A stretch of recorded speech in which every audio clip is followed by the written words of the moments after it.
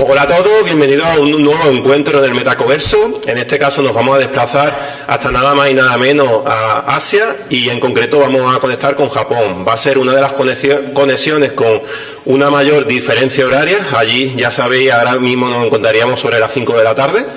Y bueno, ahora vamos a dar la bienvenida a un docente, se llama Oriol. Encantado, por supuesto, de haber podido contar con él y su disposición. Y ahora le vamos a presentar para que se incluya en el directo. Este será el último que realicemos este año, ¿vale? No este curso, este año. Ahora haremos un breve receso para que concentrarnos en las últimas evaluaciones del trimestre y a la vuelta de Navidades volveremos con el siguiente directo. Vamos a invitar al profesor que entre.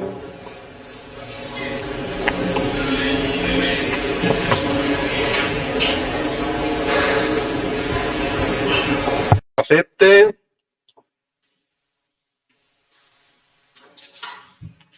Mándame si quieres también la invitación.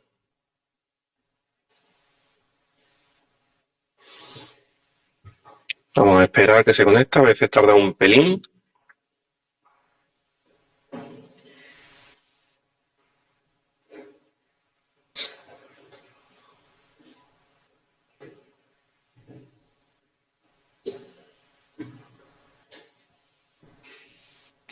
Te vuelvo a mandar la invitación, te la he cancelado y te la vuelvo a enviar.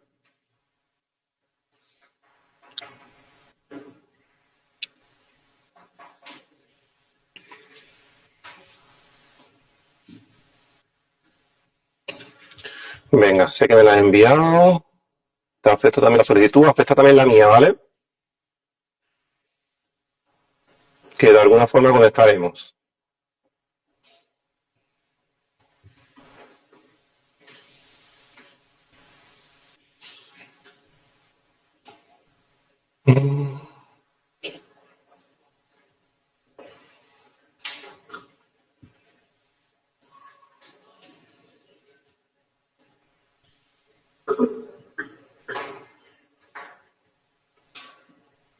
Acepta la mía también, Oriol, a ver si así funciona. La otra vez hicimos la prueba el otro día, funcionó la primera y ahora, por tema del directo, ya sabéis. Voy a volver a mandarte la solicitud. Venga, te acabo de mandar de nuevo la solicitud, acéptala. Te aparece abajo te tiene que aparecer la notificación. Ahora. Hola, buenas. Hola, Oriol. Bienvenido al Metacoverso. Y un placer poder conectar contigo y que nos hables pues, sobre las novedades y la actualidad de la economía de Japón y de Asia.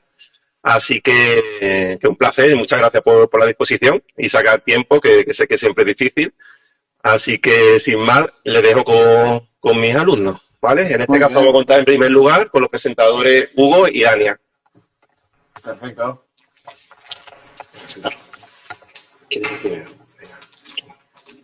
Sí, Buenas, Hola, buenas, chicos. somos Hugo y Dania del Instituto Mediterráneo y venimos a hacerte las preguntas sobre Japón. Si te puedes presentar, por favor, Oriol. Sí, mi nombre es Oriol Uri, me llamo Oriol Kurkoyarias y vivo y trabajo en Japón. Hace unos 10 años que estoy en Tokio.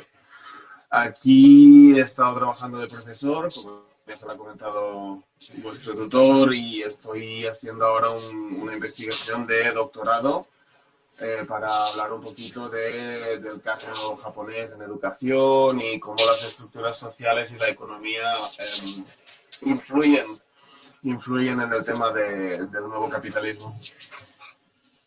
Perfecto. Si nos puedes decir algunos datos relevantes de Japón y algunas curiosidades. Sí, hay que ir un poco con cuidado porque supongo que todos sabéis datos curiosos de Japón, pero muchos de ellos son un poco clichés.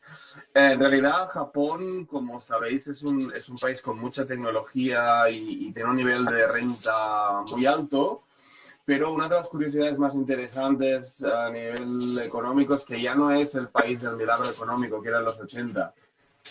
Es un país bastante normal, con trabajo, familia y consumo como en cualquier otro sitio. El tema es la población. Tokio solo tiene unos 123 millones de habitantes, en Japón en general, pero una gran parte vive en lo que sería Tokio ciudad. Y es interesante porque tiene una población muy parecida a la de, por ejemplo, a la de Cataluña en número. Aunque su área metropolitana es muchísimo mayor, es muy interesante saber que el número de personas es bastante más elevado. Entonces, es un país que supongo que conocéis por tecnología, trenes, robots, etcétera, pero al mismo tiempo es muy curioso cómo aún siguen usando fax y montones de papel en temas burocráticos. Esto es una de las cosas que les está costando cambiar y está molestándoles a nivel económico, ¿no? Tienen como una resistencia a modernizar un poco. Perfecto. Si nos puedes decir cuál es el PIB en Japón y cuál crees que va a ser su previsión. Su previsión, sí, he estado mirando porque ya están, cada año pasan una previsión y es importante porque ellos mismos ya saben que tienen un problema, que les está viniendo un problema. Entonces, ahora Japón sigue siendo la cuarta economía del mundo y tienen un PIB nominal de lo que sería unos 4 billones de dólares, 4,28 aproximadamente. Pero para 2025 se espera que crezca un poquito, como un 1,1% más. Pero el tema es que si tú lo comparas, parece mucho, pero si tú lo comparas con países más jóvenes, no es tanto. Es un país que está envejecido y que es demasiado grande para hacer un PIB como cualquier país más joven. Entonces, ¿qué implica esto? Que la economía no es que esté en crisis de momento, pero poco les queda. Ya no es el Japón que iba a toda máquina como antes. Perfecto, pues te voy a dejar con mi compañero que te va a hacer otras preguntas. Molt bé.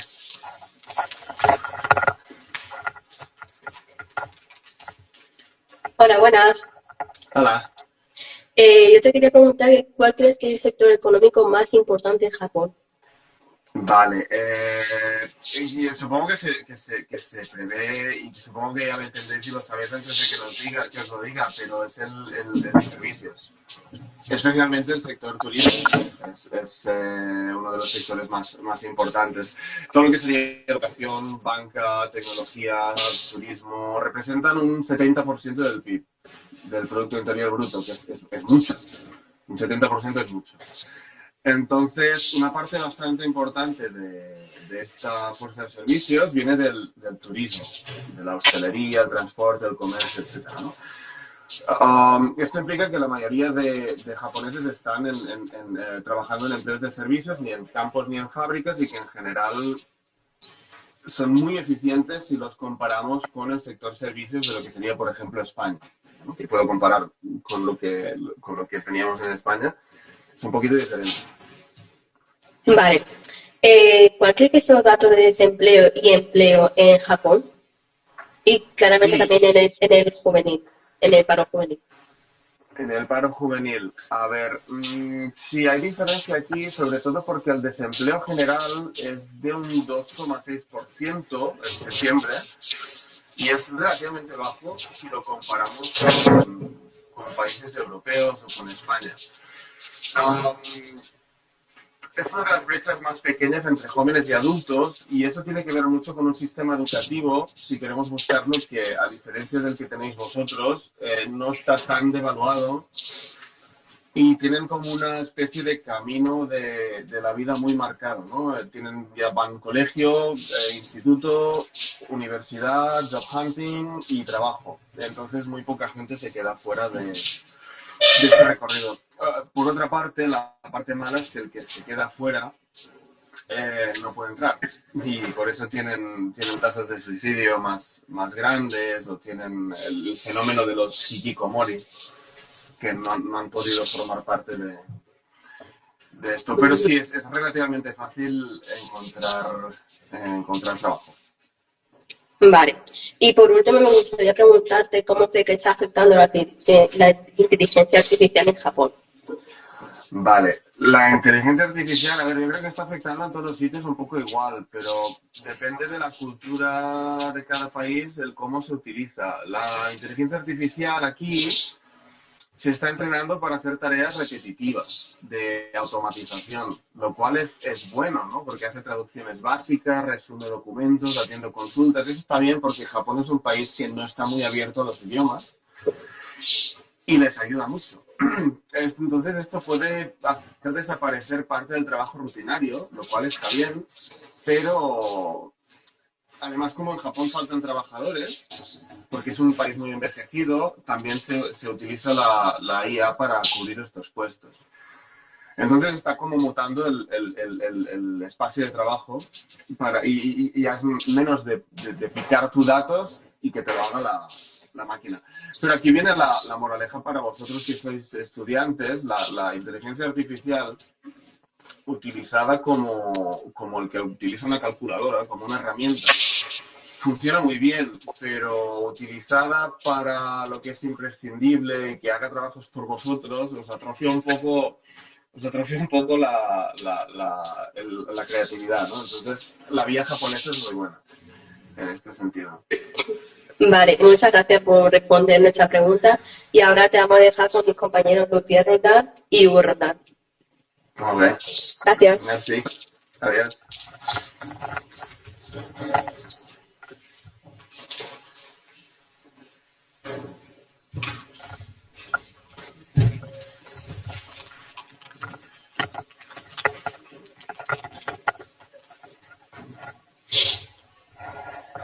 Buenos días. Te quería preguntar cómo está afectando el envejecimiento de la población en Japón.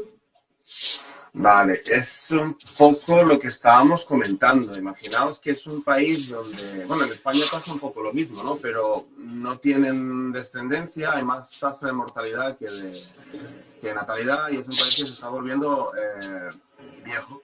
Entonces tienen un problema con las pensiones y la sanidad, porque todo esto normalmente lo cubre la mano de obra joven. La diferencia con España quizás es que Japón es un país con un control de la inmigración bastante estricto, entonces por eso el país necesita la tecnología, como estábamos comentando. Tienen un problema, que es que deberán decidir si tener unas políticas de natalidad diferentes o si abrir un poco más el tema de la inmigración. Las ventajas de que la inmigración esté regulada es que es mucho más justo en el sentido de que no es un tema para nada racista, pero lo que hacen ellos es simplemente dejar entrar gente cualificada con trabajo. Entonces eso evita que hayan problemas de seguridad y bueno, y con lo de las pensiones que decíamos, ¿no? El problema es que no pueden seguir el ritmo. Tendrán que ceder por alguna de las dos partes. Vale. ¿Y cuáles serían los salarios en Japón? Mínimo, medio, ¿no lo podría decir también en euros? Sí, esto es muy importante porque el yen ha bajado mucho. Si me hicieras esta entrevista cuando llegué yo a Japón hace 10 años, yo sería como alguien que es rico aquí. Pero ahora es al revés, porque el yen está muy devaluado. Y entonces, como sabréis, que una moneda esté floja tiene repercusiones, ¿no? Entonces, el salario mínimo, el gobierno lo ha fijado, en septiembre lo fijó en una media de 1.000 yenes la hora, lo que serían al cambio unos 6 euros la hora. Fíjate que antes eran 1.000 yenes la hora, 10 euros, y ahora ha bajado, ¿no? Es casi la mitad, entonces con 1 euro tienes el doble aquí en Japón. Y el salario medio mensual rondaría los 450.000 yenes al mes, pero ahora son unos 2.500 euros. Otra vez, si no estuviera devaluado, serían 4.000, pero ha bajado muchísimo. ¿Y esto qué implica? Que los salarios no son bajos, pero el coste de vida urbana es bastante más alto. Entonces, por eso el gobierno está presionando a las empresas para que suban sueldos, lo cual no está pasando aún. Y aquí me gustaría haceros un aviso importante, porque además pasa mucho cuando hablas de economía, que es que cuidado con la típica falacia de cuñado de bar de que, bueno, la vida es más cara, pero los sueldos son mayores, porque no es una regla de tres, hay muchas variables. Entonces, por mucho que el sueldo sea mayor, si el nivel de vida tiene otras variables, a veces no compensa. Y es un poco difícil. ¿Cuáles son los datos de inflación?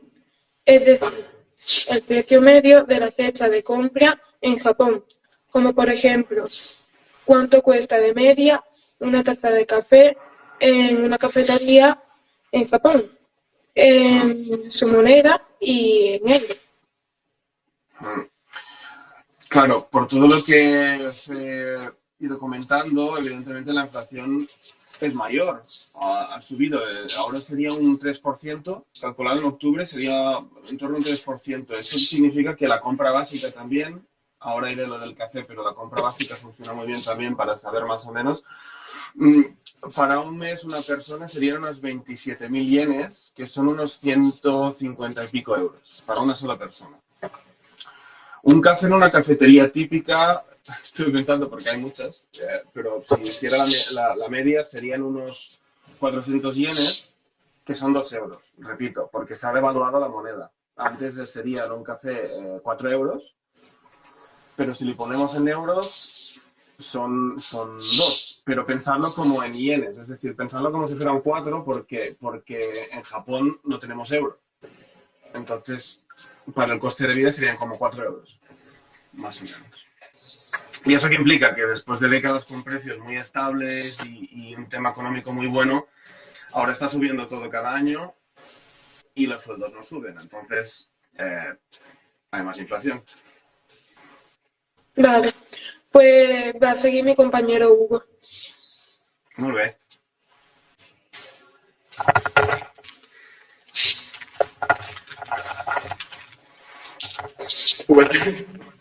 Buenas.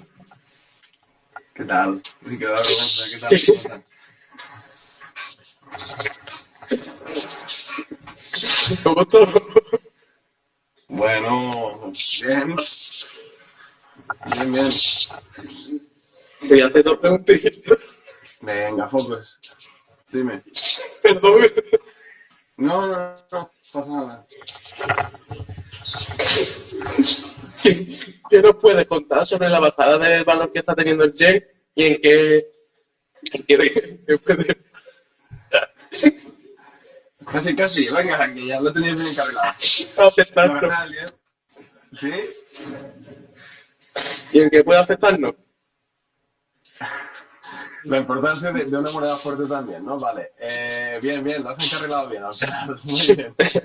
Hugo, a ver, un yen débil significa que con la misma cantidad de yenes compras menos en dólares y euros, lo cual hace que el Estado sea muy débil, porque a la hora de importar y de exportar puedes comprar menos. Entonces los efectos, a ver, es mejor para el turismo, porque evidentemente vienen más turistas porque todo es más barato, pero es muy malo para la gente que vive aquí, por el tema de los salarios que hemos dicho y por el tema de las importaciones. Sobre todo la energía y los alimentos son más caros.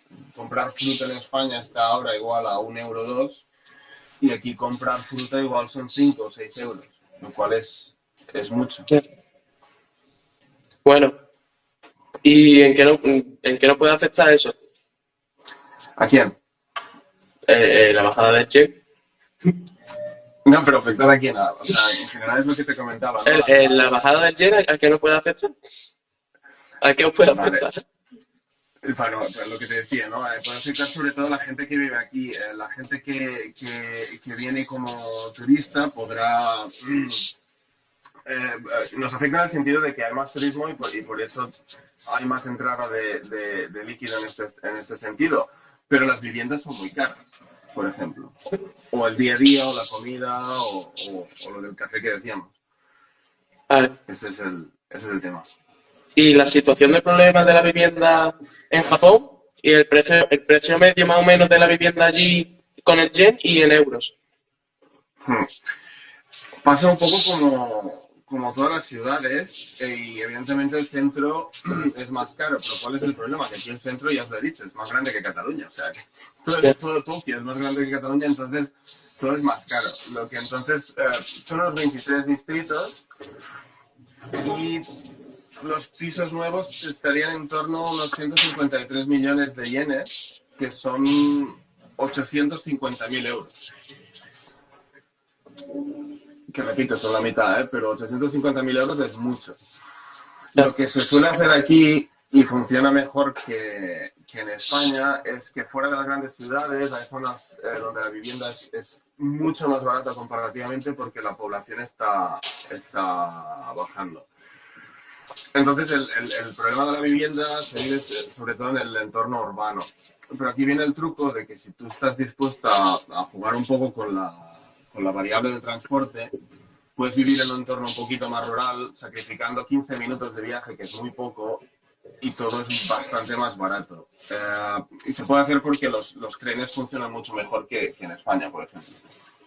Vale. Bueno, pues dicha esta pregunta, te voy a pasar con mi compañera Claudia y Roberto. Gracias por todo. Merci. Venga.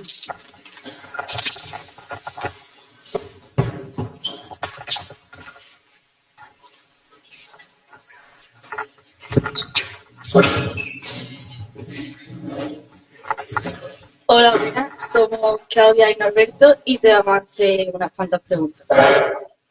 Yo voy a empezar preguntándote que cómo es la situación de la inmigración y la inmigración en Japón.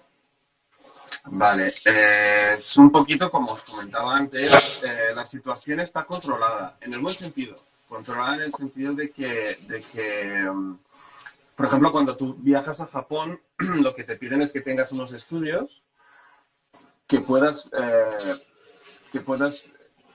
justificar dónde vas a trabajar y que tengas unos ingresos. Entonces puedes entrar al país.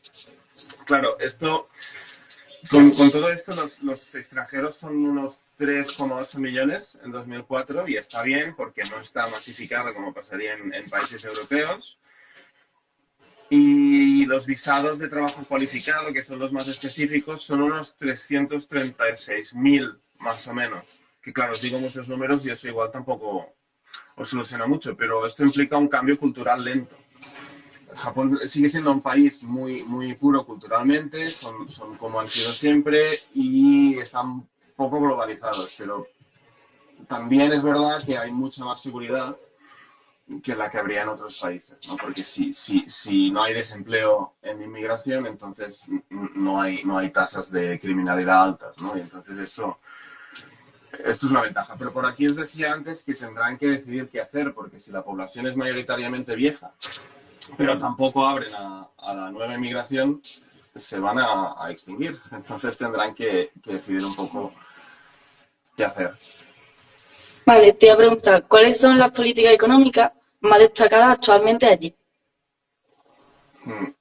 Una cosa es lo que quieren y la otra es lo que están consiguiendo. Pero lo que se está intentando es que el gobierno intente combinar la subida de salarios con la transformación digital, especialmente con el tema de la inteligencia artificial. Entonces, si suben salarios, se cualifican más los trabajos y además la inteligencia artificial hace trabajos más pesados, en teoría todo tendría que ir bien. El problema es que la política monetaria ha cambiado mucho y no tiene los estímulos de antes. Están intentando hacer una economía bastante parecida a la que hacían antes y ahora no les funciona. Bueno, ¿me puedes contar un poco cuáles son los principales impuestos en Japón? Pues sí, tenemos un IVA, como el que tenéis ahí, que es el Consumption Tax, que sería un 10% en general y un 8% en alimentos básicos, lo cual es más bajo, creo, porque en España tenéis un 21%, si no lo han cambiado, no lo sé. Y impuesto de sociedades sería un 23,2% con impuestos locales. Pero, claro, el IVA es lo que va a ayudar a pagar las pensiones aquí en Japón más adelante. Como curiosidad, está bien saber que Japón tiene un sistema fiscal bastante único que se llama Furusato Nozei, que tú puedes elegir en qué región pagar los impuestos los vas a pagar igual, pues puedes elegir en qué región pagar los impuestos y ellos a cambio te envían algo de la región. Es como si yo en España pagara los impuestos en alguna comunidad autónoma y ellos me enviaran algo de ahí. Y eso está bastante bien, por lo menos ya que pagas, que te den algo. Pues estupendo, te voy a pasar con mi compañero Norberto. Merci. Hola, yo voy a continuar con las preguntas. La primera pregunta es que ¿cuál es el país de Asia que más está evolucionando actualmente?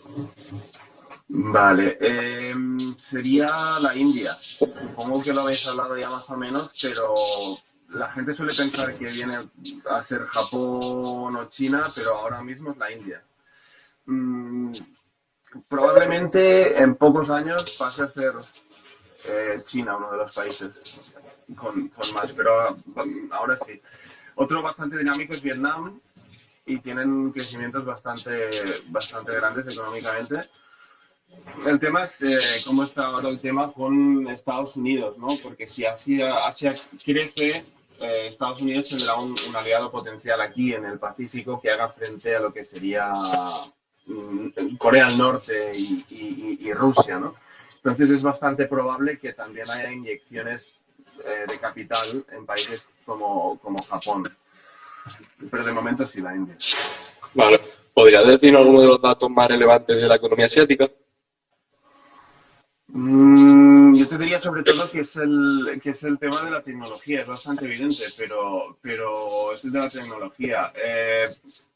Es curioso por eso que no estén invirtiendo en Japón nada con inteligencias artificiales, lo cual China sí que ha hecho. Yo creo que lo que va a marcar el futuro económico de Asia es principalmente cómo afrontan la carrera de la inteligencia artificial. Y de momento en Japón no han hecho nada, así que no parece que vaya muy bien. Y bueno, ¿podrías decirnos, nos puedes dar tu opinión sobre el proyecto Metacoverso que estamos haciendo aquí en el Instituto Mediterráneo? Sí, me parece un proyecto fenomenal, sobre todo por lo que os decía de la devaluación educativa que hay en España, sobre todo en educación pública. Este tipo de iniciativas son las que realmente están haciendo resistencia, ¿no? Las que resisten y las que están haciendo que la educación no se devalúe tanto. Entonces a mí me parece fenomenal todo lo que es de un futuro o un punto de vista diferente al devaluado es fantástico. Pues, Oriol, muchas gracias por atendernos. Te damos las gracias a toda la clase y profesor en el jurado y esperemos que te hayas pasado bien y que nosotros hemos aprendido un montón contigo. Merci, gracias por todo. Sí. Pues venga, hasta luego. Adiós, chicos.